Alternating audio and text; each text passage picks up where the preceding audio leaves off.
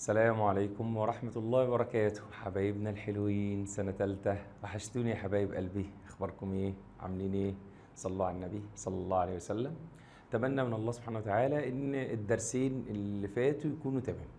النهارده عندنا اسهل درس في الوحدة دي الصراحة، والله العظيم الدرس ده اسهل درس في الوحدة دي. متقلقش، يعني الدنيا هتبقى تمام ان شاء الله. الدرس ده بيتكلم عن حاجه اسمها الكميات الفيزيائيه القياسيه والكميات الفيزيائيه المتجهه. وبعدين هيدخل من الكميات الفيزيائيه القياسيه والكميات الفيزيائيه المتجهه، هندخل على حاجه اسمها المسافه والازاحه، وبعدين هيترتب عليهم حاجه اسمها السرعه القياسيه والسرعه المتجهه. فنبدا كده نقول بسم الله. اللهم لا سهل الا ما جعلته سهلا وانت تجعل الحزن إذا شئت سهلا. رب اشرح لي صدري ويسر لي أمري واحلل عقدة من لساني يفقه قولي. صلوا على محمد صلى الله عليه وسلم. يلا بينا نبدأ. يلا بسم الله الرحمن الرحيم. الدرس اسمه ايه؟ الكميات الفيزيائية. يعني ايه كلمة كمية الأول؟ يعني ايه كلمة كمية فيزيائية؟ صلوا على النبي صلى الله عليه وسلم. بص يا ابن الحلال، الفيزياء ده علم بيدرس الظواهر. ظاهرة مثلا زي ايه؟ زي السرعة. خلينا مثلا ماشيين واحدة واحدة. أنا بدرس السرعة. ماشي. أنا عشان أدرس السرعة محتاج أقيس المسافة وأقيس الزمن. ماشي، ده أنا كلام أنا عارفه. ده العوامل المؤثرة في السرعة هي المسافة والزمن. مش أنا بقيس المسافة؟ أيوه، بتقيس المسافة حضرتك. ولما بتقيس المسافة بتسأل نفسك سؤال، تقول لي هي المسافة كام؟ ايوه، المسافه كام دي؟ فكلمه المسافه كم سميناها ايه؟ كميه. كميه يعني ده ايه؟ ليها مقدار. كام يعني رقم. فلما اقول لك المسافه مثلا 5 متر، فدي اسمها كميه او مقدار المسافه. فهمت حاجه؟ فالمسافه دي كميه فيزيائيه. طب الزمن؟ ايوه الزمن كام؟ هقول لك الزمن مثلا 3 ثواني بالظبط كده. صلى على النبي صلى الله عليه وسلم. يبقى اذا مقدار الزمن او كميه الزمن 3 ثواني. فاحنا سميناها كميه عشان احنا بنسال عنها بالسؤال كام.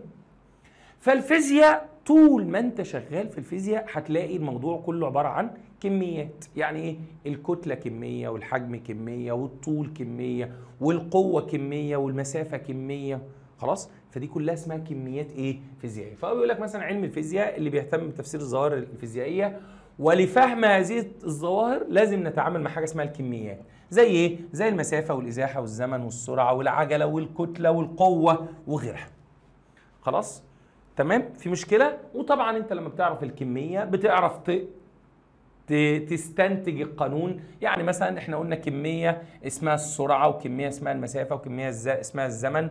فطلعنا علاقه اسمها السرعه بتساوي المسافه على الزمن. فده اسمه قانون، وهكذا. ده علم الفيزياء. فعلم الفيزياء بشكل عام يتعامل مع الكميات الفيزيائيه. طيب صلي على محمد صلى الله عليه وسلم. اي كميه فيزيائيه اي كميه فيزيائيه. ولكن الكميات الفيزيائيه تنقسم الى نوعين: كميه اسمها كميه قياسيه، وكميه اسمها كميه متجهه. تنقسم الكميات الفيزيائيه الى نوعين: كميه اسمها كميه قياسيه، وكميه اسمها كميه متجهه. وعشان نفهم العلاقه بين الكميه القياسيه والكميه المتجهه هحكي لك حكايه صغيره كده، يا رب تعجبك وتفهم منها. صلي على النبي صلى الله عليه وسلم. انا هفترض ان في طالب اسمه احمد. خلاص؟ احمد ده من عندنا من اسكندريه، عشان من اسكندريه بقى. حبايب قلبي اسكندريه طبعا. اسكندريه عروس البحر يعني. وطبعا انا بنحب كل المحافظات يعني، بس اسكندريه دي بقى بلدي بقى، والجو ده يعني. المهم خلينا في اسكندريه. صلوا على النبي صلى الله عليه وسلم.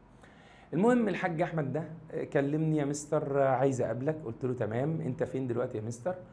قلت له والله انا دلوقتي في المنظره. ماشي. انت فين؟ قال لي انا في سيدي بشر. قلت له كلام جميل، اطلع بقى على البحر واركب المنظره وتعالى. قال لي تمام.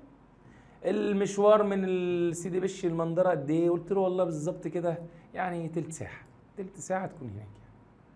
قال لي خلاص تمام يا مستر، انا هركب اهو. ركبت يا عم احمد؟ قال لي ركبت. تلت ساعه رن على وصلت يا عم؟ يقول لي لا لا لا لسه ده ماشي. نص ساعه يا عم احمد وصلت؟ قال لي ما يا عم ليه ايه يا عم.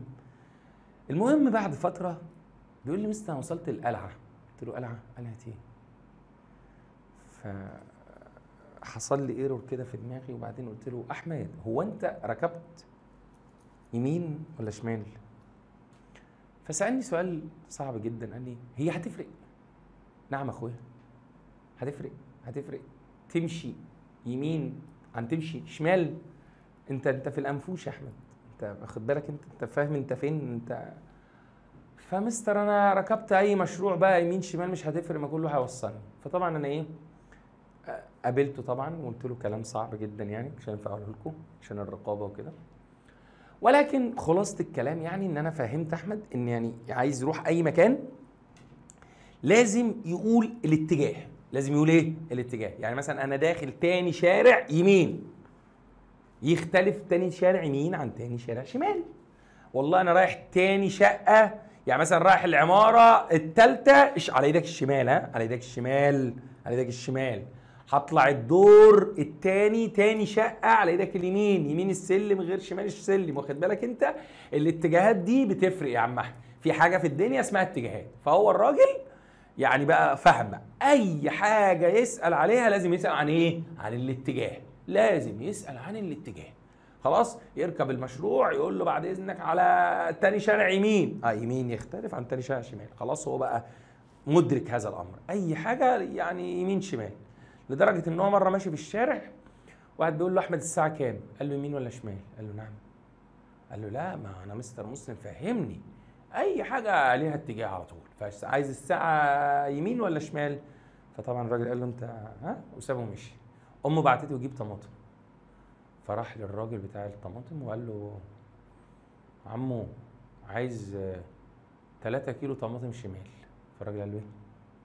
نعم اخويا امشي من هنا، ما عنديش طماطم انا باللي انت بتقول عليه ده. طيب هو كده احمد صح ولا غلط؟ الراجل بيقول الاتجاهات. سؤال بقى، هل كل كميه فيزيائيه ليها اتجاه؟ ولا في حاجات ليها اتجاه وحاجات ملهاش اتجاه؟ ايوه بالظبط كده، في حاجات ليها اتجاه وحاجات ملهاش اتجاه. الحاجه اللي ليها اتجاه اسمها كميه متجهه. يعني بص، الكميات الفيزيائيه المتجهه هي كميات فيزيائيه لها اتجاه، عندها اتجاه.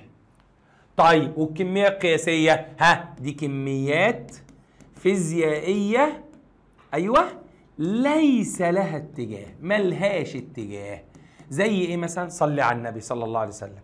لما قلنا لاحمد الساعه كام هيقول لي الساعه 3، خلصنا. دي ليها اتجاه؟ لا، فدي اسمها كميه قياسيه. طيب لما قلت له يا احمد اتحرك 10 متر على ايدك الشمال، دي اسمها ازاحه. لازم اقول له الاتجاه، لازم اقول له ايه؟ الاتجاه. لو ما قلتلوش الاتجاه كده المعلومه ناقصه. والله انا مش عارف ادخل الشارع ده ولا الشارع ده، لازم تقول لي الاتجاه بقى. فدي اسمها كميه ايه؟ متجهه. خلاص يبقى اذا صلوا على نبينا محمد صلى الله عليه وسلم. الكميات الفيزيائيه كام نوع؟ نوعين. سؤال عبيط بيجي في الامتحان ده يقول لك تنقسم الكميات الفيزيائيه الى كميات نقط وكميات نقط. كميه ايه؟ قياسيه، كميه متجهه. ما معنى كميه قياسيه؟ ليس لها اتجاه. ما معنى كميه متجهه؟ كميه لها اتجاه. طب صلي على النبي صلى الله عليه وسلم. تعال نشوف تعريف الكتاب. الكتاب بيقول لك ايه؟ الكميه القياسيه هي كميات فيزيائيه يكفي لتحديدها معرفه مقدارها فقط. يعني ايه؟ يعني لها مقدار فقط وليس لها اتجاه. يعني ايه الكلام ده يا مستر؟ لما تروح مثلا تشتري طماطم هتقول لي انا عايز 2 كيلو جرام طماطم. سؤال، مش انا لسه بقول لك هي اسمها كميه عشان بقول عليها كام؟ الكام ده المقدار، فالطماطم انا عرفت الكتله 2 كيلو جرام. شكرا كده المعلومه تامه. يبقى بص، يكفي لتحديدها معرفه المقدار فقط. لازم اقول لك المقدار كده، انا قلت لك المعلومه تمام. خلاص؟ يعني مثلا الطول، طولك قد ايه يا ابني؟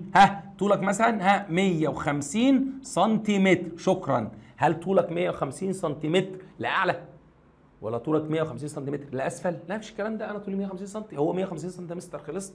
خلاص؟ الزمن 3 ثواني، ده اسمه مقدار بس. خلاص شكرا. يبقى الكميه القياسيه هي كميه يكفي لتحديدها معرفه مقدارها فقط. يعني الكميه القياسيه لها مقدار فقط وليس لها ايه؟ اتجاه. انما مثلا صلي على النبي صلى الله عليه وسلم، حاجه زي القوه. حاجه زي ايه؟ القوه. يعني ايه القوه؟ هزق حاجه. طيب القلم اهو، هزقه، هدفعه. الدفع دي قوه. سؤال بقى، هل دفعه في الاتجاه اليمين يدي نتيجه مختلفه عن دفعه في الاتجاه الشمال؟ ايوه طبعا. طبعا دي نتيجه ودي ايه؟ نتيجه. وبناء عليه لازم اقول لك مثلا دفعت القلم بقوه 10 نيوتن مثلا ايه؟ يسارا. بص انا قلت ايه؟ ده 10 نيوتن ده المقدار، يسارا ده الايه؟ الاتجاه. يبقى انا عشان اقول المعلومه الكامله عن الكميه الفيزيائيه اللي اسمها القوه قلت كام حاجه؟ 2، المقدار والاتجاه. يبقى إذا الكمية المتجهة هي كمية فيزيائية يلزم لتحديدها معرفة إيه؟ مقدارها واتجاهها. يعني هي كمية فيزيائية لها مقدار واتجاه. فيجي يسألني علل ليه الزمن كمية قياسية؟ هقول لأن له مقدار فقط وليس له اتجاه. طب ليه القوة كمية متجهة؟ لأن لها مقدار واتجاه، أو يكفي لتحديدها معرفة مقدارها واتجاهها. خلاص؟ صلي على النبي صلى الله عليه وسلم. صلي على النبي صلى الله عليه وسلم. ادي انواع الكميات الايه؟ الفيزيائيه. طيب يلا بينا. بص يا جميل، صلي على محمد صلى الله عليه وسلم. الكميات القياسيه والمتجهه، احنا علينا في المنهج، احفظ معايا احفظ معايا، علينا في المنهج 4 كميات متجهه والباقي قياسيه. علينا في المنهج 4 كميات متجهه والباقي قياسيه. الكميات المتجهه احفظ معايا، قوه، عجله، ازاحه، سرعه متجهه. تاني، قوه، عجله، ازاحه، سرعه متجهه. تاني، كميات الفيزيائيه المتجهه، قوه، عجله، ازاحه، سرعه متجهه. من امثله الكميات الفيزيائيه المتجهه القوه والعجله والازاحه والسرعه المتجهه. القوه من الكميات المتجهه، صح ولا غلط؟ صح. خلاص في مشكله؟ طب صلي على محمد صلى الله عليه وسلم. يلا بينا.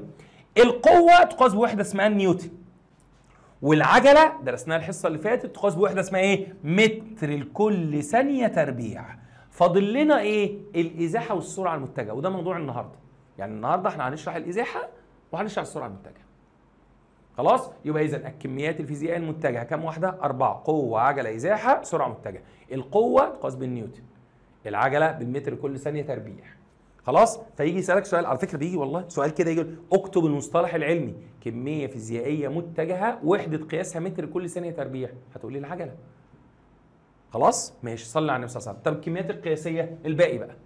الباقي، الطول بالمتر، الزمن بالثانيه، الكتله بالكيلو جرام، السرعه القياسيه بمتر كل ثانيه، الكثافه تقاس بوحده اسمها جرام لكل سنتيمتر مكعب.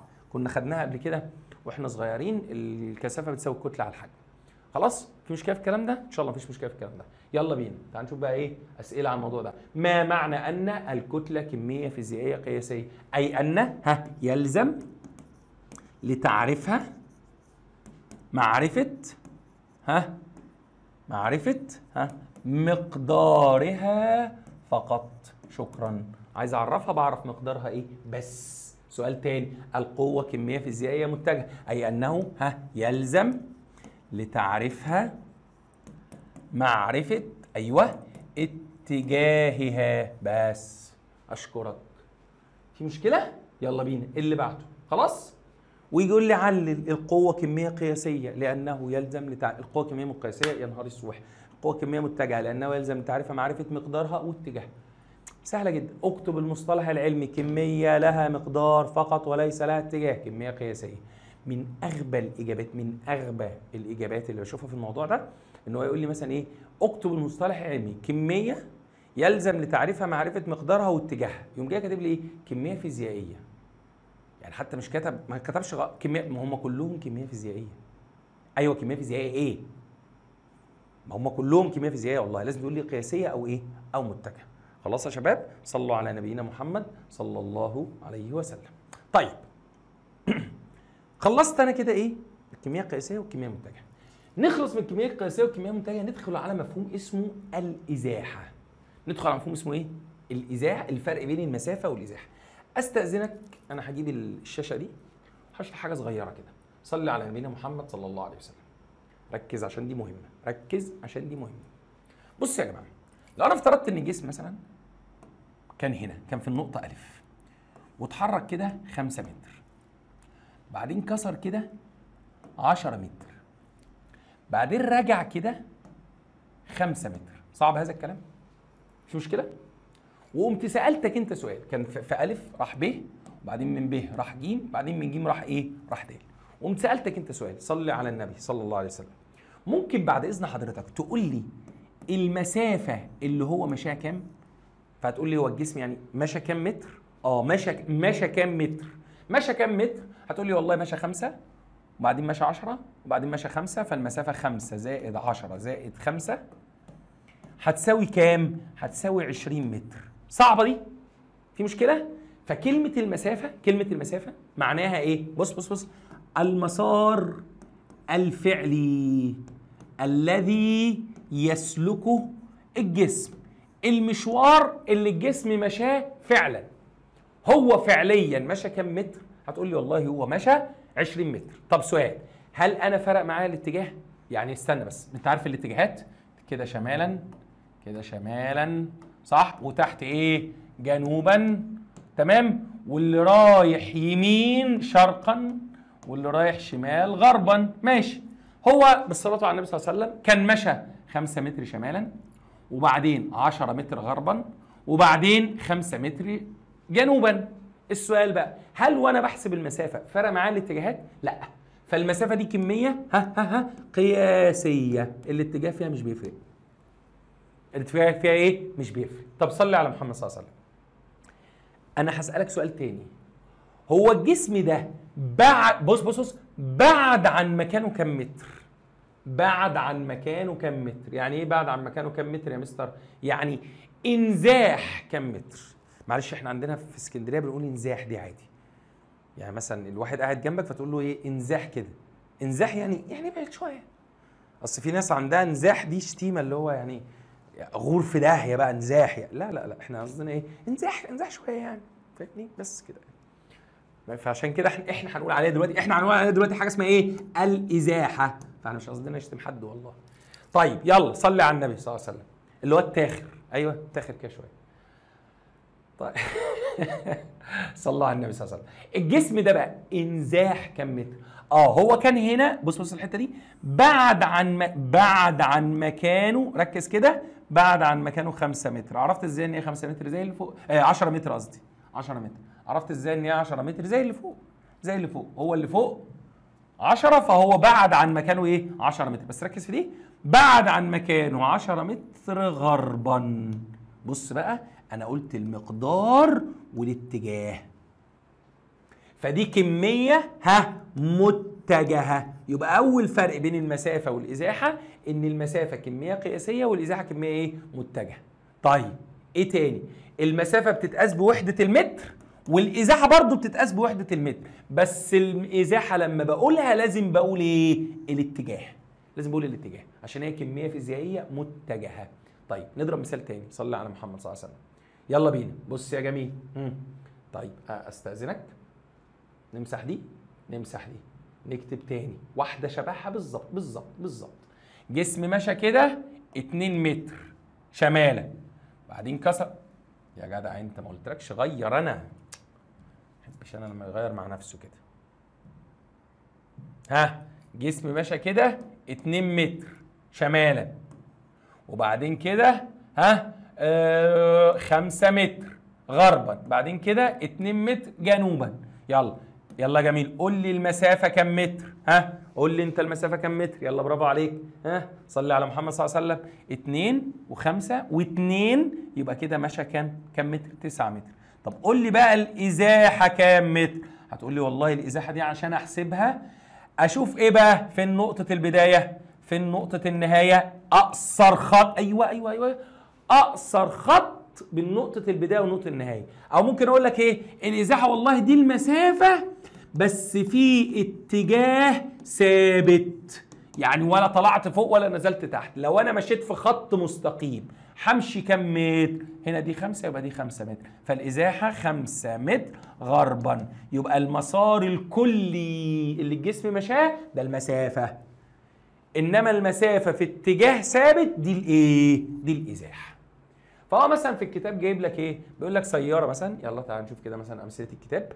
دي في كتاب المدرسه. بص السياره دي بدات من نقطه الف، مشت كده من هنا لهنا 10 كيلو، بعدين من هنا لهنا 15 كيلو، فهي اللي مشيته فعليا، المسافة اللي مشيتها فعليا 10 و15 يبقى 25 كيلو ايه؟ كيلو متر.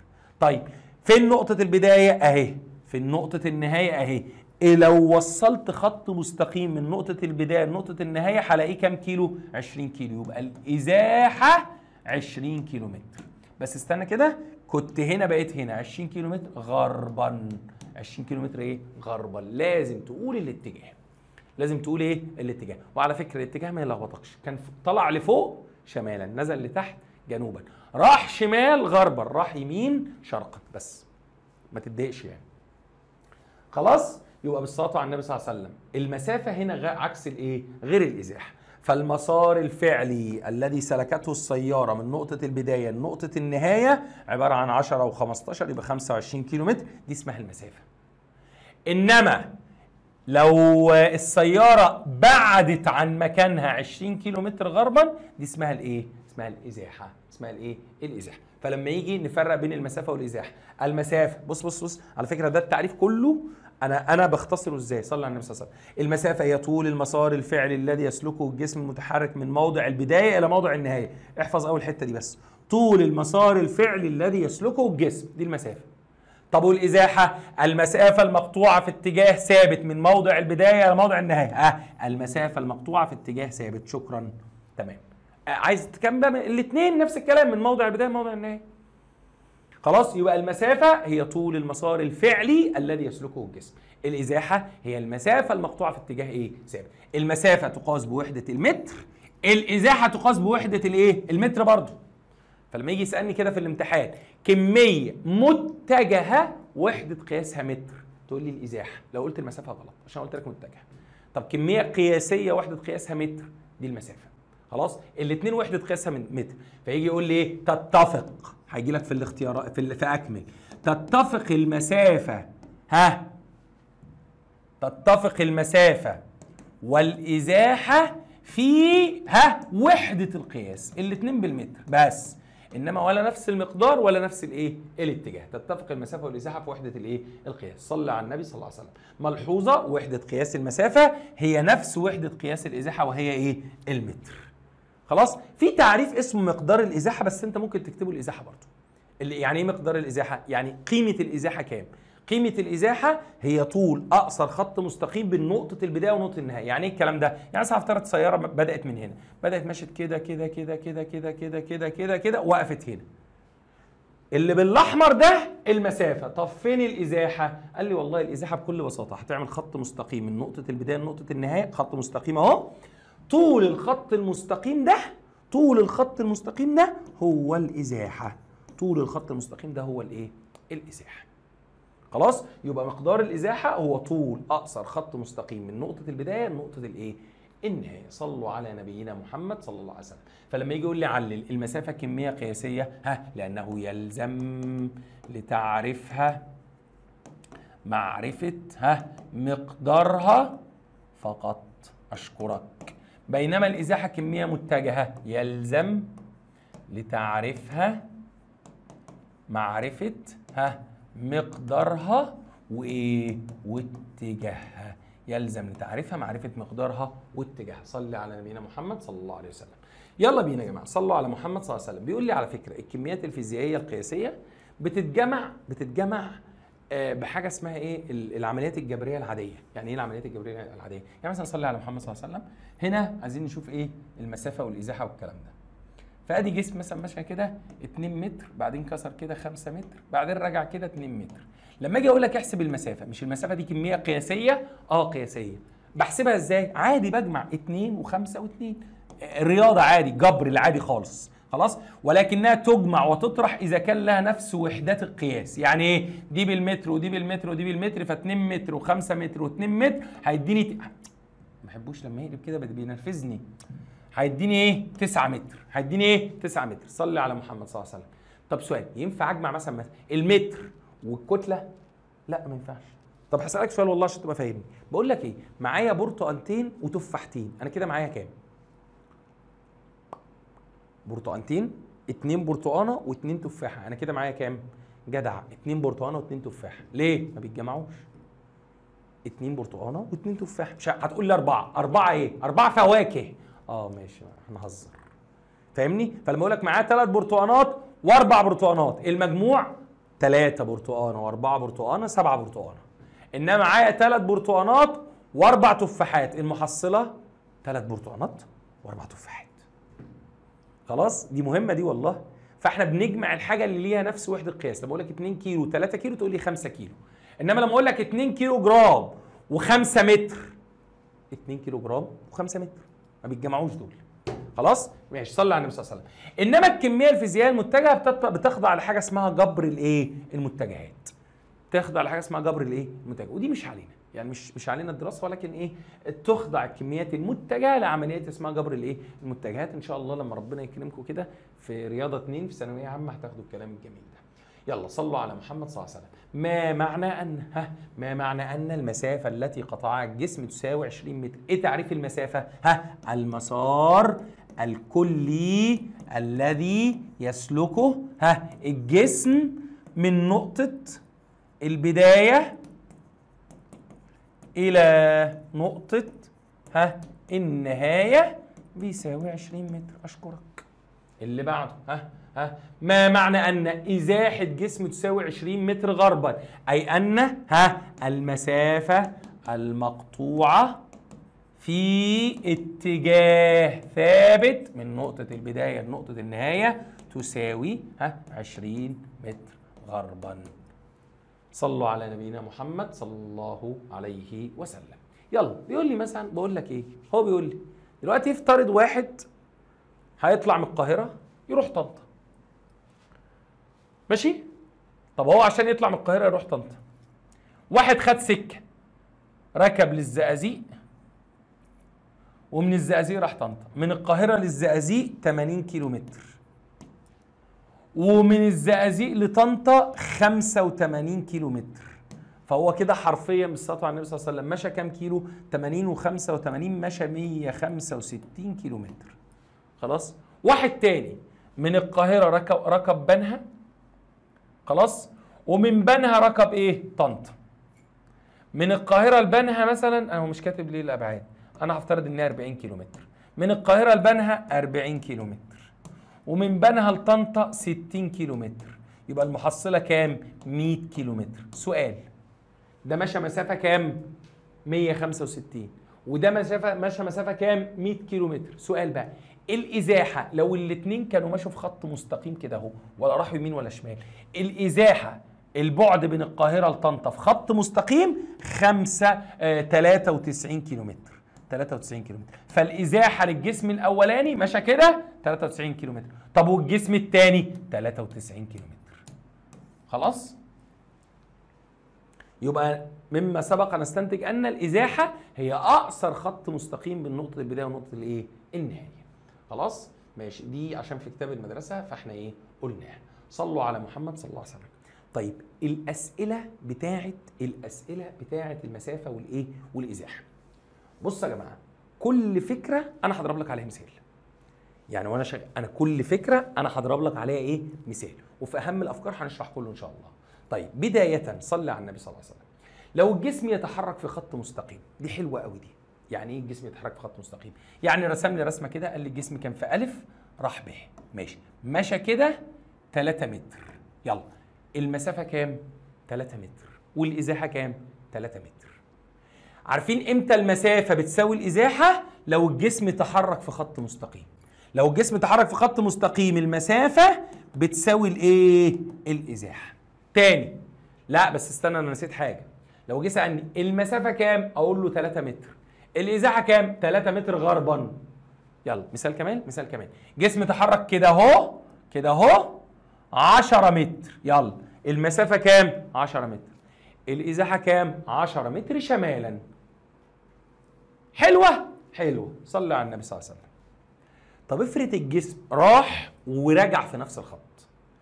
افرض الجسم راح ورجع في نفس الخط. يعني ايه الكلام ده؟ جسم مثلا مشى كده، ركز كده معايا، جسم مشى كده 10 متر ورجع مثلا 6 متر.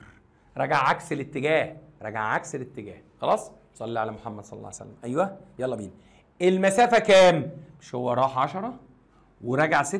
المسافه بجمعهم ماليش دعوه، راح ورجع 10 ورجع 6، فالمسافه هتبقى كام؟ 16 متر بس. طيب الازاحه بسيطه، مش هو راح ورجع؟ لما يبقى الاثنين عكس بعض عارف بنعمل ايه؟ بنطرحهم واكتب اتجاه الكبير. يعني ايه؟ هو راح 10 متر غربا ماشي، وعاد 6 متر شرقا، راح 10 ورجع 6، يبقى هو بعد عن مكانه كام؟ 4. راح 10 ورجع 6، بعد عن مكانه الحته دي 4. فعايز احسب الازاحه، قال لي بسيط، قول 10 ناقص 6 هيتفضل لك كام؟ 4 متر، واكتب ايه؟ غربا. واكتب ايه؟ غربا، اكتب الاتجاه. مثال تاني، صلي على النبي صلى الله عليه وسلم.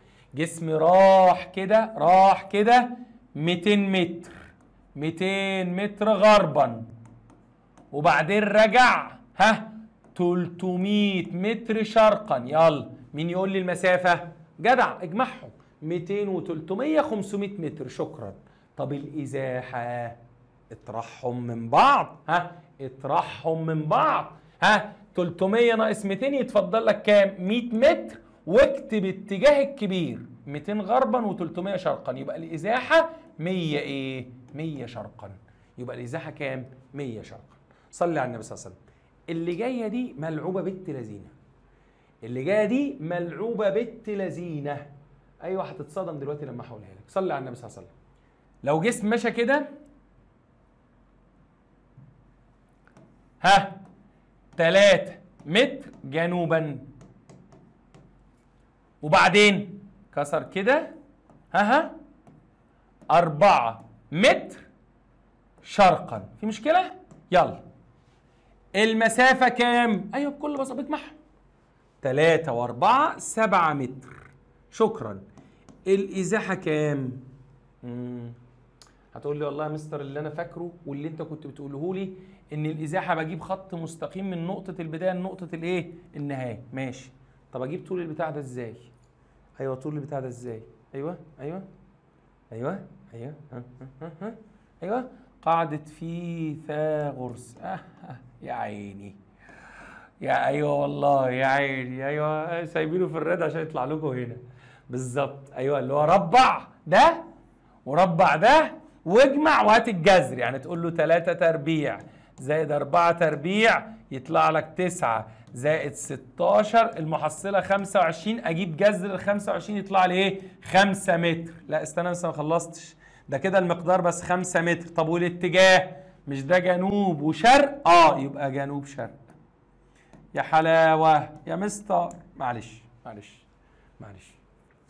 المنظر ده مثلث ناقص ضلع بتجيبه بفيثاغورس. بتجيبه ايه؟ بفيثاغورس. بس خد مني هريحك والله، اول حاجه المسافه انت بتجمعهم مع بعض. طب الازاحه بتجيبها بفيثاغورس وتكتب المقدار ازاي؟ دي جنوب وشرق بقت جنوب شرق. شكرا.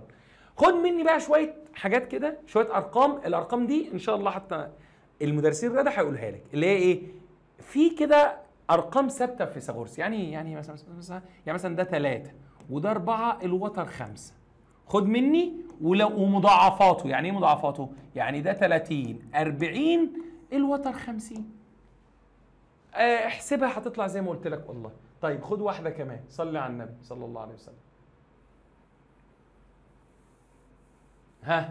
استنى اديك شويه مثلثات كده ايه حلوه. طيب يلا بينا واحده كمان. يلا بص، بص 13 و14 الوتر بتاعهم 15، وبالظبط 130 140 الوتر بتاعهم كام؟ 150. في تاني مشهور، في مشهور قوي 6 8 10 وهي 60 80 الوتر هيكون كام؟ 100. دول كتير، ودي اكتر واحده بتيجي على فكره، لا 3 4 5 دي، و30 40 الوتر 50. طب بص خد سر مني بقى. ده سر. طب افرض الضلعين قد بعض، يعني مثلا ده 5 سم وده 5 سم، عارف الوتر هيبقى كام؟ 5 جذر 2، واحسبها وهتطلع زي ما انا قلت لك. يعني مثلا ده 6 سم وده 6 سم، الوتر كام؟ 6 جذر 2. لو ده 1 سم وده 1 سم، الوتر كام؟ جذر 2. راجعها وانا معاك للاخر، بس دي الطريقه دي هتنجز معايا كتير قوي وهتشوف ازاي. خلاص؟ فالمربع اللي ناقص ضلع بيتعمل بايه؟ بفيثاغورس. مربع اللي ناقص ضلع مربع ايه؟ مربع ايه؟ مثلث ناقص ضلع بيتعمل ايه؟ بفيثاغورس. خلاص؟ نرجع تاني. صلوا على النبي صلى الله عليه وسلم. اذا فلو ده ا ب كان اتحرك من ا ل ب ومن ب ل ج، المسافه ايه؟ قال لي المسافه هجمعهم. طب والازاحه ايه؟ الازاحه ا ج، طول ا ج، وتكتب ايه؟ اتجاه مثلا هنا كان نازل جنوب وهنا شرق، يبقى اسمها جنوب شرق. طب افرض يا مستر انه مثلا كان ماشي كده شمال وبعدين غرب، الازاحه هتبقى شمال غرب. تمام؟ صلوا على محمد صلى الله عليه وسلم. طيب خد اللي جايه دي عشان حلو، دي سهله، دي اللي انا شرحت عليها، اللي هي المربع اللي ناقص ضلع. دي سهله، مربع ناقص ضلع او مستطيل ناقص ضلع، دي سهله جدا، دي اسهل واحده. فلو مثلا قلت لك ده 2 متر وده 5 متر وده 2 متر، المسافه هجمعهم 2 و5 و2 هيطلع كام؟ 9 متر. الازاحه طول الضلع الناقص. واعرف ازاي طول الضلع الناقص؟ هو شبه اللي في وشه، يعني ده 5 متر فالازاحه تبقى ايه؟ 5 ايه؟ متر، وتكتب الاتجاه. خد دي عشان دي جت مره قبل كده، دي جت مره قال لك ايه؟ قال لك والله واحد معاه كوره، ماشي، كوره وقعت منه 10 متر، وقامت جايه عامله بند كده طلعت 5 متر، وقامت جايه راجعه تاني 5 متر. طبعا المسافه بتجمعهم 10 و5 المحصله ان المسافه هتبقى كام متر؟ 20 متر، ماشي سهل. طب الازاحه طول الحته دي، الحته اللي هو نزلها، مش هو كان هنا بقى هنا، فدي 10 متر. شكرا اهو. فانا بقول لك نزل من ا ل ب وبعدين ج وبعدين د، المسافه ا زائد ا ب وب ج وج ايه؟ د، بجمعهم كلهم. طب الازاحه طول ا ب بس كده، وتكتب الاتجاه. دي جت قبل كده، قال لك واحد ماسك، طالب ماسك كوره نزلت منه 10 متر، طلعت ارتدت 5 متر ونزلت تاني، فالمسافه كانت 20، الازاحه كانت ايه؟ 10 متر لاسفل. 10 متر ايه؟ لاسفل. طيب المعلومه اللي جايه دي حلوه جدا جدا جدا وانتوا بتحبوها، اللي هي ايه؟ صلي على النبي صلى الله عليه وسلم. هشرحها كده وارجع تاني. بقول لك ايه؟ لو واحد مشى كده 5 متر وبعدين كده 10 متر وبعدين كده 5 متر بعدين رجع لنفس النقطه 10 متر، لو جيت قلت لك احسب المسافه بكل بساطه بتعمل ايه؟ بنجمع 5 10 5 10، 5 زائد 10 زائد 5 زائد 10، مشى كام؟ 30 متر. الازاحه كام؟ مش هو كان هنا؟ ورجع تاني هنا، ايوه، فالازاحه كام؟ 0. ما دام رجع لنفس النقطه الازاحه 0. ما دام رجع نفس النقطه الازاحه 0. وقال لي بص، لو جسم راح ورجع لنفس النقطه المسافه هجمع الجسمين والازاحه 0. طب نفس الكلام في المثلث، مثلا كده مثلا كده مشى كده 5 متر و3 متر وكده 4 متر، وقام جاي طالع الوتر كام؟ 5 متر. هقول له 3 و4 و5 يبقى 12 متر. الازاحه كام؟ الازاحه 0. ليه؟ عشان رجع لنفس النقطه. نفس الكلام في المربع لو رجع لنفس الايه؟ النقطه، في المربع او في المستطيل. تمام. صلوا على محمد صلى الله عليه وسلم. اللي جايه دي بقى برنسيسه قوي. يبقى متى يحدث كل من المسافه تساوي الازاحه؟ لو الجسم يتحرك في ايه؟ في خط مستقيم. جسم ماشي في خط مستقيم، الازاحه بتساوي المسافه. طب استنى، امتى بقى المسافه اكبر من الازاحه؟ لو الجسم يتحرك في اكثر من اتجاه. ما دام مشى في اكثر من اتجاه يبقى المسافه اكبر من الازاحه. على فكره مفيش احتمال ان الازاحه اكبر، يعني الاثنين قد بعض. لو ماشي في خط مستقيم اول ما يعمل اتجاهات يبقى المسافه هتبقى اكبر من ايه؟ من الازاحه. طب امتى الازاحه تساوي 0؟ ده بيجي كتير جدا. امتى الازاحه تساوي 0؟ لو الجسم ايه؟ عندما يعود الجسم لنقطه الايه؟ البدايه. لما يرجع الجسم لنقطة البداية الإزاحة بتساوي إيه؟ بتساوي صفر. يلا نشوف أسئلة. يلا من الشكل المقابل، تحرك جسم من النقطة أ إلى النقطة ب مرورا بالنقطة ج. نتحرك جسم من النقطة أ إلى النقطة ج مرورا بالنقطة ب. اللهم صل على النبي. مشى كده 40 متر جنوبا، وبعدين كده 30 متر. يلا المسافة 30 و40 70 متر. أشكرك. فيها مشكلة؟ يلا الإزاحة. أكيد هيسأل الإزاحة. يلا الإزاحة. مش ده فيثاغورس؟ أيوه. وقلت لك أنا 40 و30 هيبقى دي كام؟ 50. فالإزاحة 50 متر. لسه ما خلصتش، لازم تقول لي الاتجاه. ده جنوب وده شرق، يبقى 50 متر جنوب شرق. بس خلاص تمام. يلا بينا سؤال تاني. ماشي يلا بينا. بص، جسم راح وبعدين رجع. جسم راح، الشكل تحرك من النقطة أ إلى النقطة ب ثم عاد إلى النقطة ج. راح كده 4 متر. ماشي. ورجع متر واحد. من 4 ل 3 يعني رجع متر. يلا قلت لك بحسب المسافة ازاي؟ بجمعهم. راح 4 ورجع 1 يبقى المسافة كام؟ 5 متر. طب الإزاحة بطرحهم وبكتب اتجاه الكبير.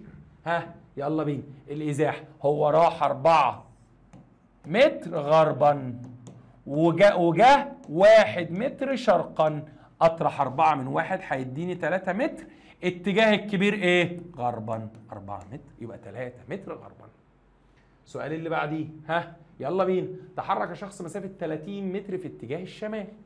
من هنا من أ ماشي كده 30 متر، بعدين كسر كده 40 متر، بعدين رجع 30 متر في اتجاه الجنوب ثم عاد دي 40 متر. اوعى تنساها. قال لي عاد وبيسكت، بس انت عارف ان طول دي قد طول دي. ثم عاد الى نقطة البداية. يلا المسافة. عاد الى نقطة البداية من غير ما افكر كده الازاحة كام؟ صفر. عاد لنقطة البداية الازاحة كام؟ صفر. يلا بينا. المسافة الكلية التي قطعها الشخص 30 زائد 40. 30 زائد 40 ادي كام؟ 70 زائد 30 ادي 100 زائد 40 يبقى كده 140 متر. الراجل ده مشى كام؟ 140 متر. طب الازاحة بقى، الازاحة مش عادة لنقطة البداية. ايوه الازاحة صفر. الازاحة كام؟ صفر. تمام. صلي على النبي صلى الله عليه وسلم. انا كده خلصت حاجة مهمة جدا جدا جدا اللي هي المسافة والايه؟ والازاحة. فاضل لي فقرة مهمة قوي اسمها الدايرة. ازاحة الايه؟ الدايرة. يلا بينا ندخل على ازاحة الايه؟ الدايرة ونكمل بقية الايه؟ الدرس. بفكرك تاني عشان تشوف باقي المراجعات بتاعتنا بشكل مجاني وبشكل منظم في مكان واحد، حمل ابلكيشن الخطة من اللينك في اول كومنت. يلا بينا بقى يا حبايبي ندخل لفقرة مهمة، والفقرة دي يعني انا قسمتها كده لوحدها بره الدرس خالص، هشرحها لوحدها خالص اللي هي بتاعت الايه؟ الدايرة. ليه؟ هي مش هتطول معانا، بس هو انتوا عندكم أزمة مع الدايرة. طب قبل ما ندخل على الدايرة تعالوا بس ايه نفهم الدايرة الأول. صلي على محمد صلى الله عليه وسلم. بص يا جميل، هذا الشكل اسمه دايرة. مش بعرف ارسم قوي، مش بتاع رياضة انا، فما تدقوش. اسمه دايرة. طب صلي على محمد صلى الله عليه وسلم. لو واحد بدأ من النقطة دي ولف كده لف كده لف، طول الدايرة طول الدايرة دي احنا بنسميه ايه؟ بنسميه المحيط. ايوه بالظبط كده. عارف لو انا جبت البتاعه دي وفردتها كده وقست طولها، ده اسمه المحيط. ده اسمه ايه؟ المحيط. فطول الدايره اسمه ايه؟ اسمه المحيط. طب صلي على النبي صلى الله عليه وسلم. ده اسمه المركز، ده مركز الدايره. المسافه بين المركز والدايره اسمه نصف القطر. نصف القطر ده اللي احنا هنسميه ايه؟ نق. بالظبط كده. ده هنسميه ايه؟ نق. خد بالك انا اهم حاجه عندي طول ما انا شغال نص القطر والمحيط. طب المحيط ده كان بيتحسب ازاي؟ قال لي المحيط ده بيتحسب بالصلاه على النبي صلى الله عليه وسلم بقانون اسمه ايه؟ 2 باي نق. 2 في 22 على 7 في ايه؟ في نص القطر. يعني مثلا صلي على محمد صلى الله عليه وسلم. لو جه قال لي مثلا دايره نصف قطرها 7 سنتي، محيطها قد ايه؟ هقول له والله محيطها بيساوي 2 في 22 على 7 في كام؟ في 7. 7 تروح مع 7، 2 في 22 هتبقى 44 سنتي. فلما يجي يقول لي مثلا بالصلاه على محمد صلى الله عليه وسلم جسم تحرك، ركز كده في الكلام اللي انا هقوله ده، جسم تحرك في مسار دائري ليصنع دوره كامله. عشان يعمل دوره كامله لفه كامله دي لفه كامله يعني محيط.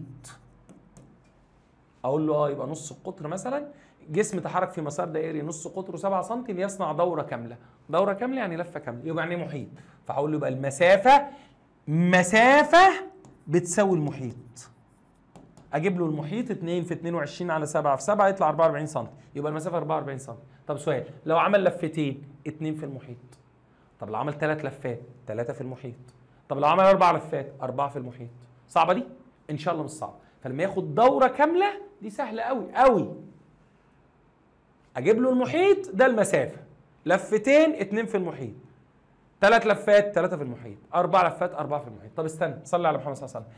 الازاحه في حاله لفه كامله دي، في حاله دوره كامله، احنا بنقول عليها دوره كامله طبعا، في حاله دوره كامله الازاحه بتساوي كام؟ قال لي الازاحه بتساوي 0. طب دورتين بتساوي 0. طب 3 دورات بتساوي 0 برضه. طب 4 دورات بتساوي 0 برضه.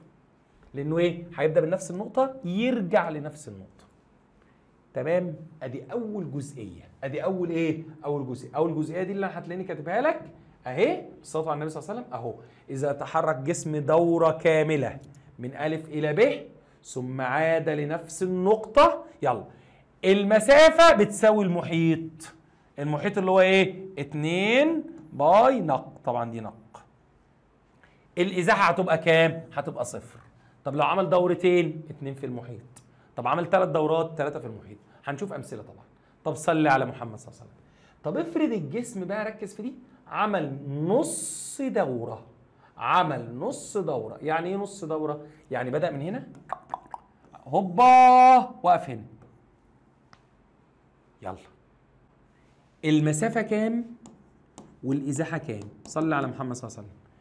مش انا لسه قايل لك المسافه بتجيب المحيط؟ بالظبط كده. طب هو عمل نص دوره يبقى نص محيط.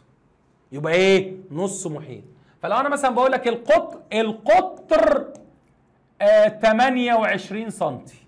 القطر 28 سم يعني نص القطر 14 سم.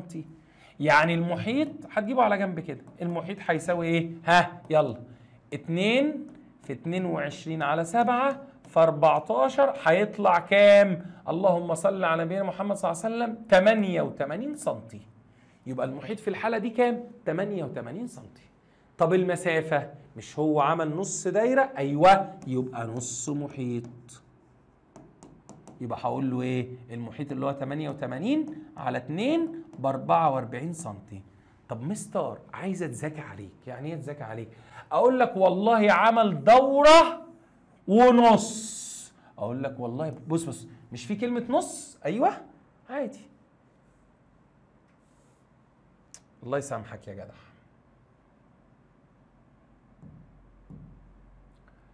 عمل دورة أيوة ونص، بسيطة. يبقى المسافة محيط ونص، دورتين ونص، محيطين ونص، عادي خالص خالص. طيب يلا دلوقتي عمل نص دورة، ماشي. الإزاحة كام؟ قال لي خد بالك بقى عشان دي مهمة قوي. مش الإزاحة دي من نقطة البداية لنقطة النهاية؟ يعني هو ماشى الحتة دي كلها. أيوة الحتة دي كلها اسمها إيه في الرياضة؟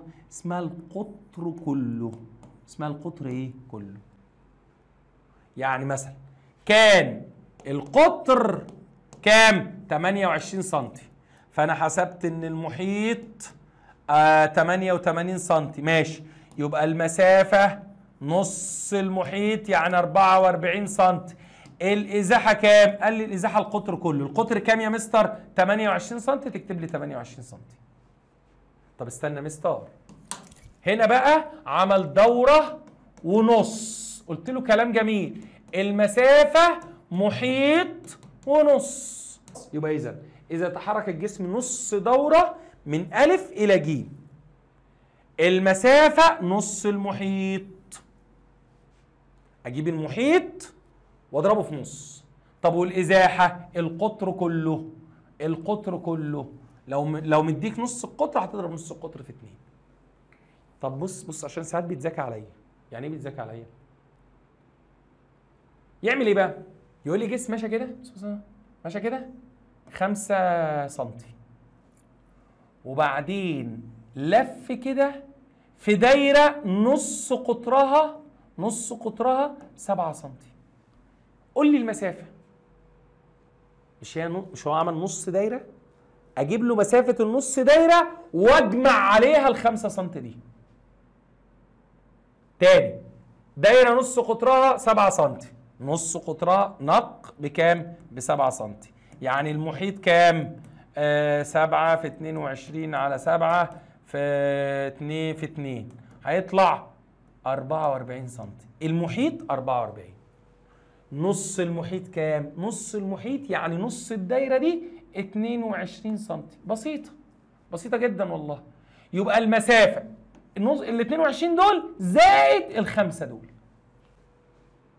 22 زائد ال5 دول هيطلع كام؟ 27 سم. طب الازاحه، مش الازاحه انا عارف ان هي القطر كله؟ ايوه القطر كله واجمع عليهم ال5 دي برضه. يعني هتقول لي ايه؟ 14 سم ومعاهم ال5 هتبقى كام؟ 19. ان شاء الله مع الحل الدنيا هتظبط. خلاص؟ طيب صلي على محمد صلى الله عليه وسلم. طب افرض عمل 3/4 دايره او ربع دايره.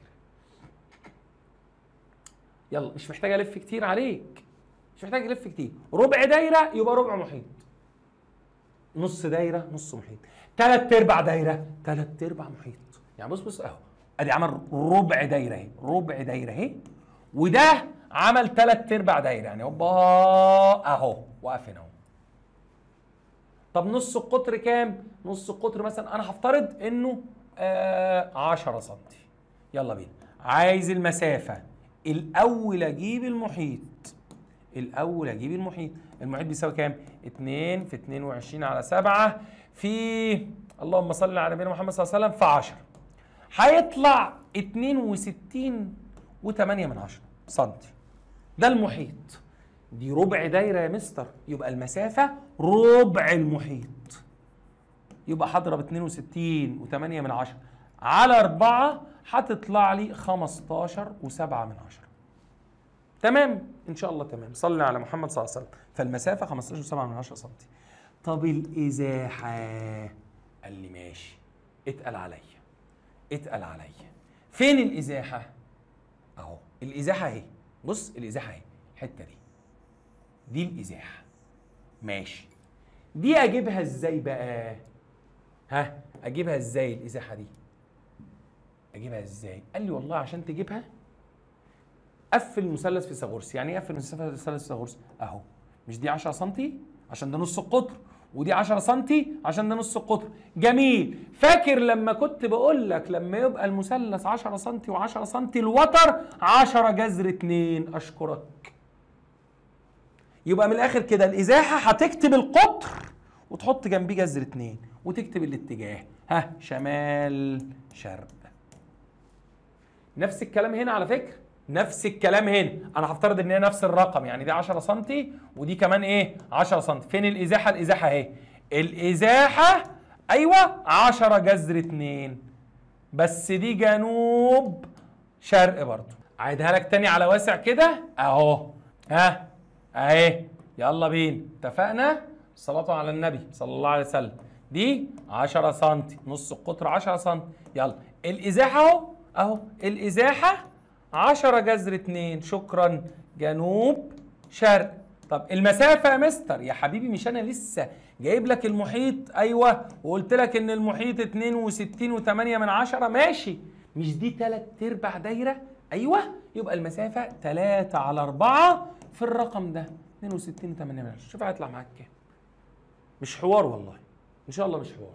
طيب اخر فكره، دي فكره بقت مشهوره قوي، ان هو عمل لي ايه؟ بالصلاه على النبي صلى الله عليه وسلم. رسم لي دايره بهذا المنظر اللطيف. بص قال لي دايره جت كده، جسم ماشي كده. بص كده اهو، ربع دايره، وقام جاي نازل قطر كده، وقام جاي راجع ربع دايره. يا حلاوتك. بص المنظر. قال لي والله، قال لي كان نص القطر كام؟ نصف القطر كان 10 سم. يعني نص القطر ده كام؟ 10 سم. يلا بينا. فانت هتتعامل معاه ازاي؟ هتتعامل ان دي ربع دايره، ايوه، ودي ربع دايره وده قطر. طبعا ربع دايره وكمان ربع دايره بقت قد ايه؟ بقت نص دايره. يبقى المسافه بص، نص دايره وقطر، نص دايره وقطر. هتحسبها بقى. هتحسبها ازاي؟ تجيب المحيط، تجيب كده المحيط على نفسه كده، المحيط اهو، ايوه، المحيط كان 2 في 22 على 7 في 10 هيطلع 62 و8 من 10. طب انت عايز نص دايره، نص دايره يبقى هتبقى كام؟ 31 و4 من 10، ده نص الدايره، نص الرقم ده. طب والقطر 10 سم و10 سم 20 سم، فالمسافه هتطلع معاك 51 و4 من 10 سم. دي ايه دي؟ دي المسافه. طب الازاحه، قال لي والله العظيم ما تشيل هم. ليه ما تشيلش هم؟ صلي على النبي صلى الله عليه وسلم. بص يا جميل، بلاش الازرق عشان مش هيبان قوي، خليها في الاحمر. اهو مش هو كان هنا بقى هنا خط كده اهو، ده اسمه ايه ده في الدايره؟ اسمه قطر. ده اسمه ايه؟ اسمه قطر. فالازاحه القطر كله. الازاحه ايه؟ القطر كله. طب ده 10 سم و10 سم، فالقطر كله كام؟ 20 سم، واكتب لي الاتجاه غربا. تمام؟ دي افكار الدايره، دي افكار الدايره. وهحل لك كمان شويه ايه؟ افكار اكتر واحنا شغالين. خلاص يا جماعه، ادي الفكره اللي انا كنت بقول لك عليها، ادي ربع الدايره، وادي الفكره اللي هو ماشي ايه؟ ماشي ربع دايره بعدين قطر بعدين ربع دايره. فقال لك ربع المحيط وربع المحيط والقطر. طب الازاحه الايه؟ القطر كله. الازاحه ايه؟ القطر كله. تمام؟ صلي على محمد صلى الله عليه وسلم. طب بص الفكره دي، ايه الفكره دي؟ بص ماشيه ازاي؟ ماشيه ازاي؟ بدأ من هنا، خد نص دايره وقطر ورجع لنفس النقطه، نص دايره وقطر ورجع لنفس النقطه، رجع لنفس النقطه. الازاحه كام؟ الازاحه صفر. طب عايز المسافه، مش هي نص دايره؟ ايوه، يبقى نص محيط وقطر وقطر، اجمع نص المحيط والقطر عادي والله، ما تشغلش بالك يعني. خلاص؟ يلا بينا صلي على نبينا محمد صلى الله عليه وسلم. بيقول لي ايه؟ في الشكل المقابل يمثل حركة جسم من نقطة س على محيط دايرة نص قطرها 7 متر. خلاص؟ يمثل حركة جسم من نقطة س على محيط دايرة نص قطرها 7 متر. احسب المسافة والإزاحة عندما يتحرك الجسم نص دورة. هو بيقول يتحرك نص دورة، نص دورة يبقى المسافة نص محيط والإزاحة قطر كامل. بالله عليك ما تتلخبط فيها. نص دورة، المسافة نص محيط والإزاحة قطر كامل. طيب نص القطر 7 متر يبقى الإزاحة 14 إيه؟ متر. طبعا س مشت كده يبقى إيه؟ شرقا. شكرا، أدي الإزاحة. طب المسافة، هات المحيط. 2 في 22 على 7 في 7 هتطلع 44 متر، يبقى المسافة نص المحيط هتبقى 22 إيه؟ يبقى المسافه والازاحه متحرك نص دوره، اديني حسبتها. طيب اللي بعديها قال لي طب لو اتحرك دوره كامله، دوره كامله المسافه محيط كامل والازاحه صفر. والازاحه صفر. طبعا المحيط انا لسه جايب 44 متر، فالمسافه هتبقى كام؟ 44 متر.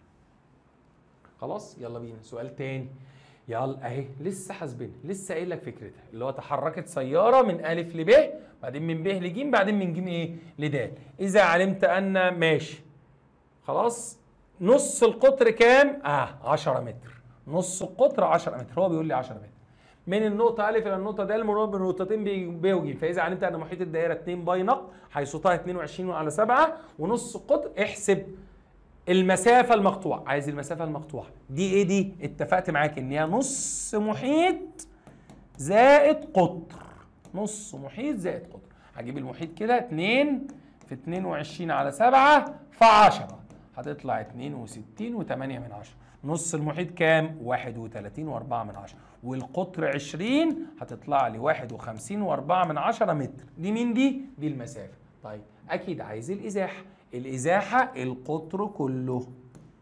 الازاحة ايه؟ القطر كله، هتبقى 10 متر 20 متر 20 متر عشان نص القطر 10. تمام يا حلوين ان شاء الله تمام، بس هي ناقص حاجه، لازم اقول ايه؟ جنوبا. لازم اقول الازاحه هو كده جنوبا، جنوبا لازم. تمام ان شاء الله تمام. صلوا على نبينا محمد صلى الله عليه وسلم. انا كده خلصت مسائل الازاحه بتاعه الدايره، ودي عملتها فقره لوحدها، ودي يعني انا اول سنه اعملها كده فقره لوحدها. خلاص ان شاء الله ما يكونش عندكم فيها مشكله. فاضل لي بقى حاجه اسمها ايه؟ السرعه القياسيه والسرعه المتجهه، ودي هتعجبكم ان شاء الله. اشوفكم يلا حبايبي في الفقره الايه اللي جايه. صلوا على النبي صلى الله عليه وسلم، ويلا بينا على الفقره اللي بعدها. في خطة كلاس بنساعدك انك تنظم وقتك ومذاكرتك بشكل يومي، وده عن طريق جدول بنكون محدد لك الحصص اللي عليك انك تذاكرها. كمان بنساعدك انك تمشي بترتيب المنهج وتوازن ما بين المواد من غير تقصير، وده طبعا بيوفر لك وقت انك تراجع بشكل كويس وتحل امتحانات بشكل مستمر، وده طبعا في وجود المشرفة اللي بتساعدك انك تلتزم وتطور من مستواك. لو حابب تعرف اكتر عن الخطة كلاس فتقدر تتواصل مع الارقام اللي هتظهر لك على الشاشة. يلا بينا بقى يا حبايب قلبي نخلص بقى الايه الوحده دي. صلوا على النبي صلى الله عليه وسلم. عندنا بقى حاجه اسمها السرعه القياسيه والسرعه المتجهه. هتيجي تقول لي يا مستر انا عارف السرعه، خدتها قبل كده، ان السرعه بتساوي المسافه على الزمن، صح؟ الكلام ده هيتغير؟ قلت لك لا والله الكلام ده مش هيتغير، الكلام ده مش هيتغير خالص. السرعه بتساوي ايه؟ المسافه على الزمن. بس انت من شويه خدت ان في حاجه اسمها المسافه وحاجه اسمها الازاحه، صح؟ طب هو انا بقسم المسافه على الزمن ولا الازاحه على الزمن؟ قال لي هتفرق؟ قلت له هتفرق. لو انا قسمت المسافه، ايوه بص ركز معايا، لو انا قسمت المسافه على الزمن هيديني السرعه اللي انا عارفها، اللي احنا بنسميها ايه؟ السرعه القياسيه. اشمعنى؟ عشان المسافه دي كميه قياسيه. فلما اقسم المسافه اللي هي كميه قياسيه على الزمن اللي هو كميه قياسيه هيديني سرعه اسمها ايه؟ السرعه القياسيه. اللي احنا كنا شغالين عليها الحصه اللي فاتت، الدرس الاولاني، اللي هي السرعه مسافه على الزمن. فادي عايز زبادي. فيها مشكله دي؟ طيب. طب افرض بقى قسمت الازاحه على الزمن. قال لي لو قسمت الازاحه على الزمن هيطلع لك حاجه اسمها ايه؟ السرعه المتجهه. يبقى الفرق بين السرعه القياسيه والسرعه المتجهه ان انا هقسم المسافه على الزمن فيديني السرعه القياسيه، هقسم الازاحه على الزمن فيديني السرعه الايه؟ المتجهه. مفيش فرق غير كده. طب صلي على النبي صلى الله عليه وسلم. السرعه القياسيه دي كميه ايه؟ قياسيه. وحده قياسها ايه؟ متر لكل ثانيه. طب السرعه المتجهه دي وحده ايه؟ كميه ايه؟ متجهه. وحده قياسها ايه؟ قال لي وحده قياسها متر لكل ثانيه، بس بكتب الاتجاه. يعني هقول لك السرعه المتجهه 25 متر كل ثانيه شرقا، 23 متر كل ثانيه شمالا، وهكذا. بس كده. صعب. صلي على محمد صلى الله عليه وسلم. صلي على النبي صلى الله عليه وسلم. يبقى عشان اعرف الفرق بين السرعه القياسيه والسرعه المتجهه، ادي مساله اهو. ادي ايه؟ مساله. بيقول لي ايه؟ جسم ماشي كده، صلى على النبي صلى الله عليه وسلم، 30 متر في 10 ثواني. وبعد كده 60 متر في 20 ثانيه، بعد كده 30 متر في 10 ثواني. يلا المسافه كام؟ معلش ماشي، امشي معايا واحده واحده. المسافه 30 و60 و30. المسافه 30 و60 90 و30 120 متر. طب الازاحه كام؟ تقول لي انا الشكل اللي انا عارفه، هشوف دي طولها كام؟ 60 متر، يبقى 60 متر شرقا. طيب سهله دي؟ طيب ممكن بعد ان حضرتك تقول لي السرعه القياسيه. السرعه القياسيه دي يعني هقسم المسافه على الزمن. ايوه هقسم المسافه على الزمن. طب المسافه كام متر؟ 120 متر. طب الزمن كام؟ الزمن هنا 30، ماشي هنا 30 ثانيه، بعد كده 20 ثانيه، بعد كده 10 ثواني. 30 و20 50 و10 60. يعني هقسم 120 على 60 يطلع لي 2 متر لكل ثانيه. دي اسمها السرعه القياسيه. طب السرعه المتجهه، ركز بقى، السرعه المتجهه هنقسم ايه؟ الازاحه على الزمن. طب هو الزمن بيتغير؟ لا، الزمن زي ما هو 60 ثانيه. الزمن زي ما هو 60 ثانيه. طيب الازاحه كام؟ 60. 60 على 60 هيطلع 1 متر لكل ثانيه شرقا. ادي دي السرعه المتجهه، 1 متر لكل ثانيه شرقا. يبقى هو سرعته اللي هو ماشي بيها كام؟ 2 متر لكل ثانيه، ولكنه يتجه ناحيه الشرق بسرعه 1 متر لكل ثانيه. تمام؟ ده الفرق بين السرعه القياسيه والسرعه الايه؟ المتجهه. فهو بيقول لي اهو بص يا باشا، المسافه الكليه 120 متر والازاحه 60 متر شرقا، الزمن كله 60 ثانيه وده ما بيتغيرش. طيب عايز احسب السرعه القياسيه، قال لي اقسم المسافه الكليه على الزمن. طب عايز احسب السرعه المتجهه، اقسم الازاحه على الزمن. يبقى خارج قسمه المسافه الكليه على الزمن الكلي اسمه ايه؟ السرعه القياسيه.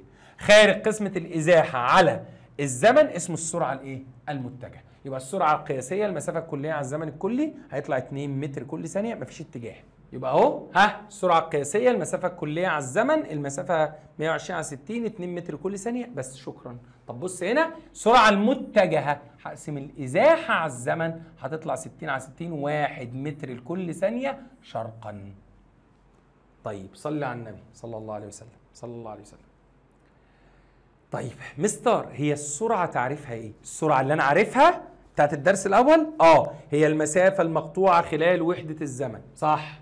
السرعه بتساوي المسافه على الزمن، فالسرعه المتجهه ايه؟ المسافه المقطوعه خلال وحده الزمن. طب يعني ايه سرعه متجهه؟ صلي على النبي، مش انا شلت المسافه وحطيت الازاحه؟ ايوه في القانون شلت المسافه وحطيت الازاحه، في التعريف هعمل كده. بص ايه تعريف السرعه المتجهه؟ الازاحه المقطوعه خلال وحده الزمن. السرعه القياسيه المسافه الكليه المقطوعه خلال وحده الزمن. وعلى فكره في الامتحان لما بتكتب يجي لك يقول لك ايه السرعه المقطوعه، المسافه المقطوعه خلال وحده الزمن، تقول له السرعه بتاخد الدرجه، السرعه القياسيه بتاخد درجه برضه.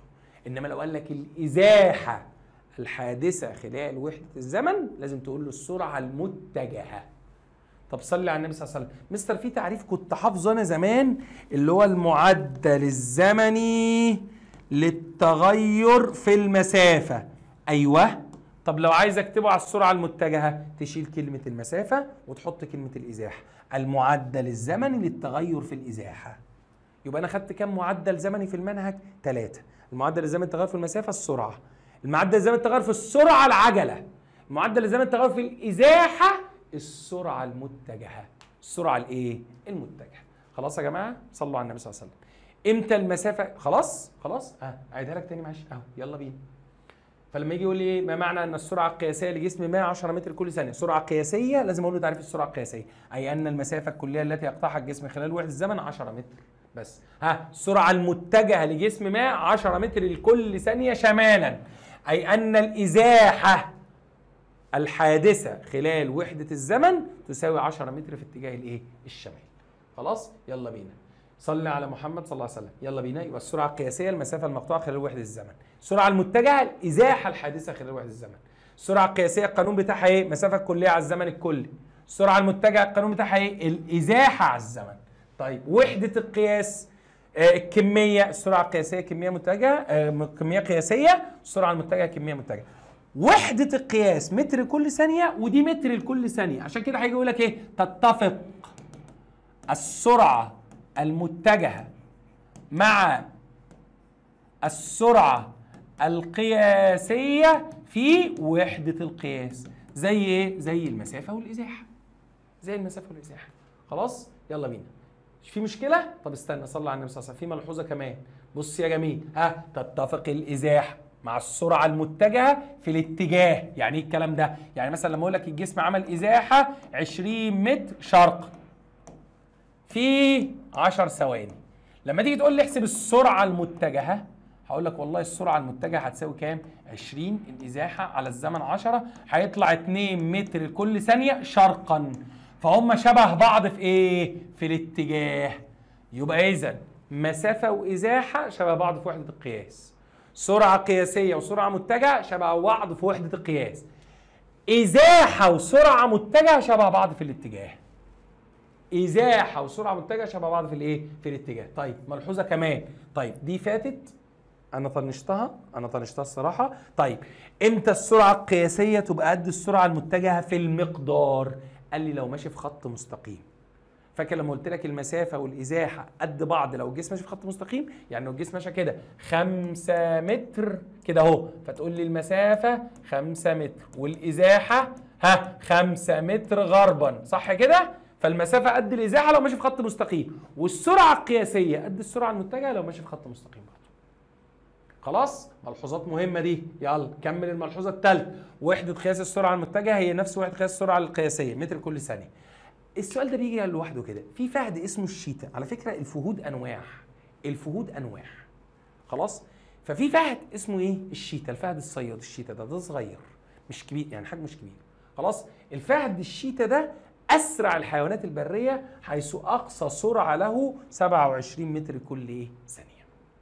ده اسرع حاجه، بس طبعا هو اسمه فهد. الفهد ده من الكسل على فكره، فهو بيجري ويقف، يجري ويقف. ليه؟ طبعا لانه بيعمل عجله سريعه جدا، بيتسارع بسرعه، فضربات قلبه بتزيد جدا، فمش بيقدر يكمل بالطاقه دي، ده ممكن قلبه يقف فيها. فهو ايه؟ يعني مثلا لو بيجري ورا غزاله، الغزاله لو صبرت شويه هتهرب منه عادي. خلاص سبحان الله يعني، سبحان الله يعني. خلاص يا جماعه، صلوا على محمد صلى الله عليه وسلم. تعالوا بقى نشوف مسائل على السرعه القياسيه والسرعه المتجهه. وعلى فكره عشان اديك مساله على السرعه القياسيه والسرعه المتجهه لازم هجيب لك المسافه والايه؟ والازاحه، لازم. ففي الامتحان بيجيب لي المسافه والازاحه لوحدها؟ غالبا لا، غالبا بيعمل كده، يجيب لي مسافه وازاحه وسرعه قياسيه وسرعه متجهه، وبكده تسالني في كل حاجه. فبيقول لي قطع متسابق مسافه 150 متر شرقا خلال 10 ثواني، ثم 60 متر شمالا خلال 15 ثانيه، ثم 150 متر غربا خلال 20 ثانيه. احسب المسافه. المسافه نجمع 150 و60 و150 هتطلع 360 متر، دي المسافه. طيب السؤال اللي بعده، الازاحه اهي طول الحته دي. الحته دي طولها كام؟ دي 60، اللي قصادها كام؟ 60 متر. يبقى الازاحه 60 متر شمالا. 60 متر ايه؟ شمال. طيب يلا بينا. السرعه المتجهه، السرعه المتجهه انا عارف ان هي بتساوي ايه؟ السرعه المتجهه انا عارف ان هي بتساوي ايه؟ الازاحه على الزمن. الازاحه انا لسه جايبها بكام؟ ب 60. طب الزمن كام؟ معلش هحسبه 10 و15، 10 ثواني و15 ثانيه، كده 25 و20 كده بقت كام؟ 45. 60 على 45 فيها 1.3، 1.3، 1 وتلت يعني. متر لكل ثانيه شمالا. خد بالك، ايوه كده. مقدار ووحده ايه؟ والاتجاه. يلا بينا. السرعه المتوسطه دي انا قاصد اكتب لك السرعه المتوسطه. هتقول لي يا مستر السرعه المتوسطه المسافه الكليه على الزمن الكلي. ما على فكره السرعه المتوسطه هي في طريقه الحساب السرعه القياسيه، نفس الفكره، المسافه الكليه على الزمن الكلي. فانا جبت لك السرعه المتوسطه، السرعه القياسيه ما تتخطش، هي. يلا السرعه المتوسطه كانت كام؟ كانت 360 المسافه على الزمن الكلي. احنا حسبناه كام؟ 45 بالصلاه على النبي صلى الله عليه وسلم. خلاص 360 على 45 فيها كام؟ فيها 4 متر لكل، فيها 8 خلاص فيها 8 متر لكل ثانيه من غير اتجاه، من غير ايه؟ اتجاه. صلي على محمد صلى الله عليه وسلم. يلا بينا. بيقول لي طب احسب الازاحه والسرعه المتجهه لو عاد المتسابق لنفس نقطه البدايه. لو عاد لنفس نقطه البدايه الازاحه بكام؟ بصفر. طب والسرعه المتجهه؟ ما السرعه المتجهه ازاحه على الزمن وصفر على اي حاجه بصفر برضه. فلو الازاحه صفر يبقى السرعه المتجهه كام؟ صفر. تمام؟ صلوا على نبينا محمد صلى الله عليه وسلم. اللي بعده يا شباب في فيثاغورس اهو. فيثاغورس اهو. بص الارقام 8 6 10 من غير ما افكر. خلاص انا حفظتها. يلا بينا. في الشكل المقابل يتحرك جسم من نقطة البداية أ إلى نقطة النهاية ج مرورا من نقطة ب. احسب السرعة مستغرقا زمن قدره 10 ثواني. احسب السرعة القياسية. السرعة القياسية بتساوي إيه؟ المسافة على الزمن. طب استأذن حضرتك، هي المسافة كام؟ 8 و6.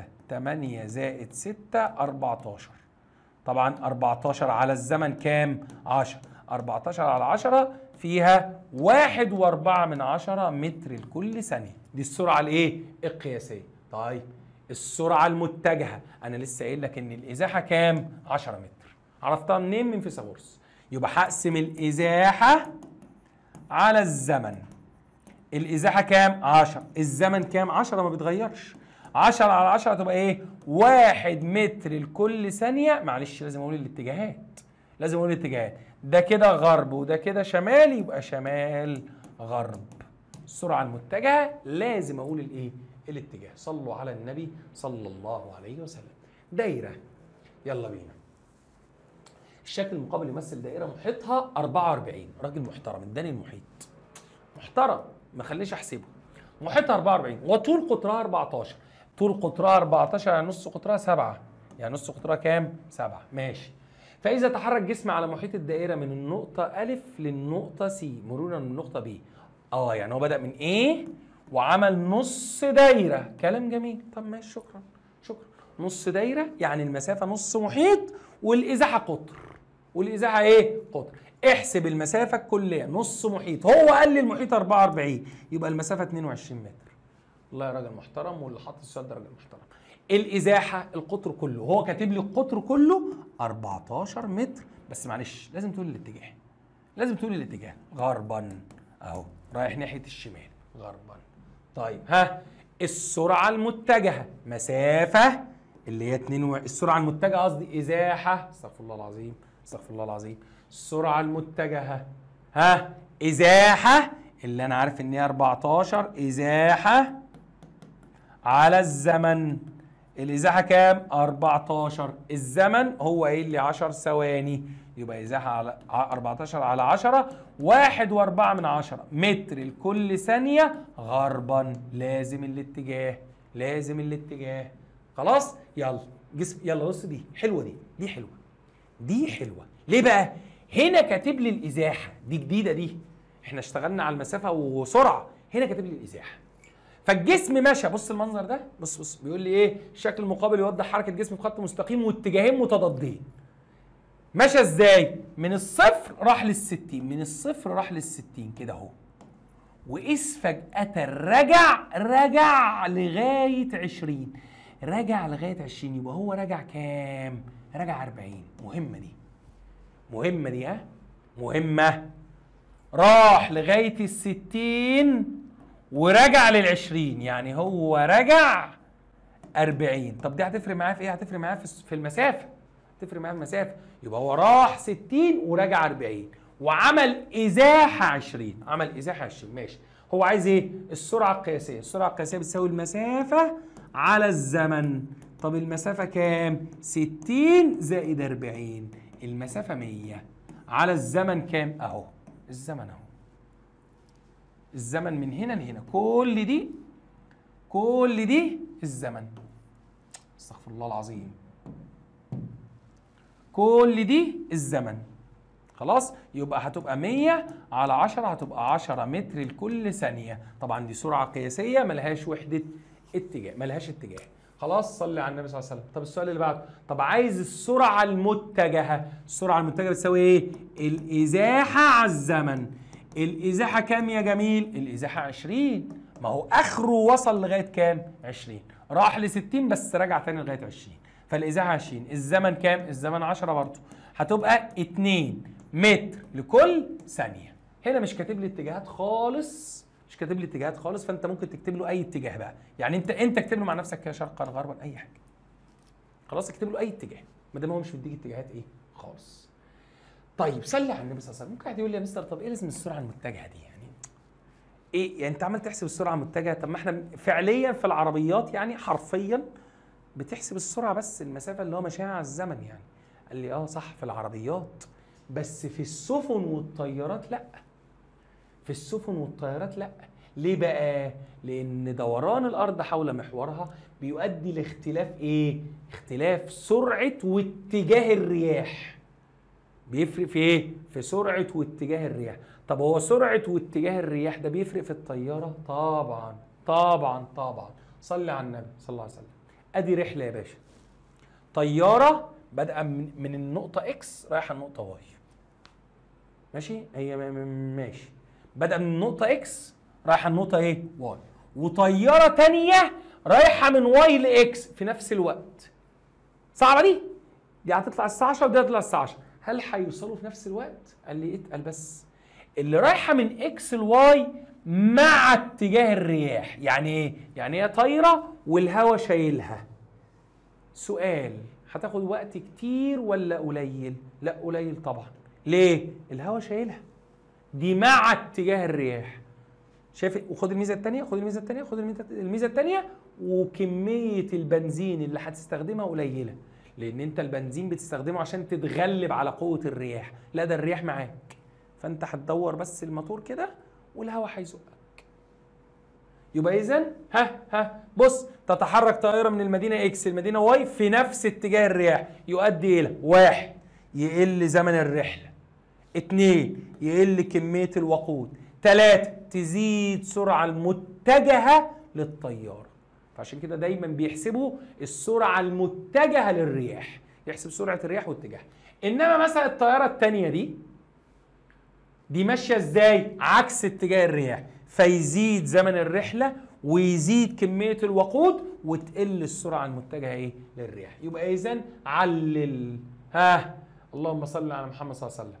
علل ليه بقى الطيارين يراعي الطيارون السرعه المتجهه للرياح لحساب زمن الرحله وكميه الوقود المستهلكه، لأن زمن الرحلة وكمية الوقود المستهلكة يتوقفان على اتجاه الايه؟ الرياح. طبعا الكلام ده في السفن، بس السفن بيبقى ايه؟ اتجاه الرياح وحركة المية وليلة. خلاص؟ في مشكلة يا شباب؟ كده احنا ان شاء الله خلصنا. استنى كده، استنى. يا سلام، بحب انا السلايد ده، بيغسلني من جوه. كده الحمد لله بفضل ربنا سبحانه وتعالى خلصنا شرح الوحدة. خلاص، وخلصنا شرح الدرس طبعا. اشوفكم في الفيديو بتاع اهم الافكار بتاع الايه؟ الوحده دي. تمام؟ ان شاء الله ما تقلقوش، هنعمل مراجعه تانية على الوحده هنخليك زي الفل باذن الله. يلا بينا، اشوفكم في فيديو اهم الافكار. لغايه ما اشوفكم في فيديو اهم الافكار، القاكم على خير، والسلام عليكم ورحمه الله وبركاته.